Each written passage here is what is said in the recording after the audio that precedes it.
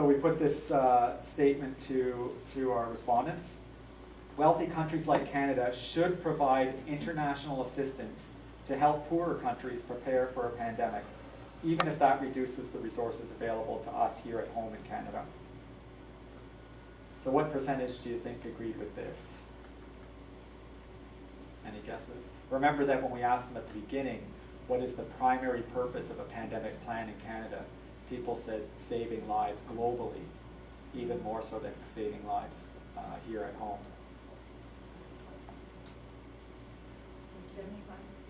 75? Very close. 70% agreed that Canada should provide international assistance. So of course that's one question, and it's a pretty strong indication that there should be some assistance provided. The next question becomes then, if we are to provide assistance, how much and to what extent can we provide assistance? So we asked this question: what proportion of total resources devoted in Canada to our own pandemic preparation should be diverted and used to help other countries? So we didn't know whether people would really be able to answer this question, because it's sort of a tricky one, tough question, because they don't know how many millions of dollars we're talking about. So we gave them these particular three options, and the reason we did is because the WHO actually stated that if all of the wealthy countries were to dedicate somewhere between 7 and 10% of their own pandemic budgets to international assistance, then we would have enough to really make a dent in helping those other countries. So we gave them those options: less than the 7 to 10% that the WHO suggested, the 7 to 10, or greater than 7 to 10. Any guesses where Canadians fall on this? And we told them that those options were set like that because it's the recommendation of the WHO. I think the middle option. The middle option? So 59% did choose the middle option, but 43% actually said we should give even more than that. So when you add those two together, 92% said we should meet that WHO recommendation or even go above and beyond it. So it's a pretty strong statement. So just to conclude, and we can certainly, you can ask questions later, or we can have a discussion about this, but I'll wrap up now with my formal remarks.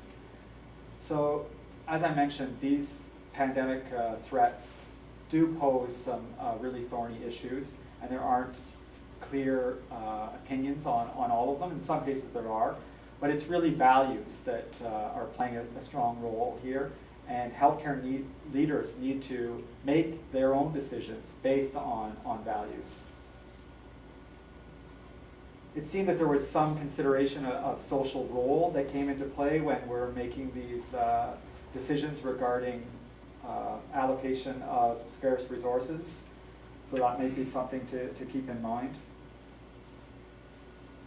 Clearly, Canadians possess a very strong sense that we do have an obligation to those in other countries that perhaps don't have the wealth and the resources that we do, and that we should certainly do our part, and perhaps even more than is being asked in that context. And finally, we believe that there's a great deal to be learned by engaging with Canadians and hearing their stories and hearing their thoughts on these issues. Certainly there are many task forces and working groups struck, but there's something to be said also for hearing to everyday voices of Canadians and allowing their voices to be reflected in the plans and the preparedness frameworks that we produce. You're certainly welcome. I should mention that this is an ongoing project. CanPrep, as I said, we're collecting data, we're analyzing data, and you're all welcome to visit our website, which is canprep.ca, and you can fill out surveys not unlike the one that I just presented to you. You can fill them out online, and your own thoughts and comments and suggestions will become part of our database. And just by way of closing, you can see our website there, or our email address if you'd like to write to us and request any other information or copies of the survey or the results very soon the publication will be coming out and we can make that available to you as well. So thank you very much for your attention.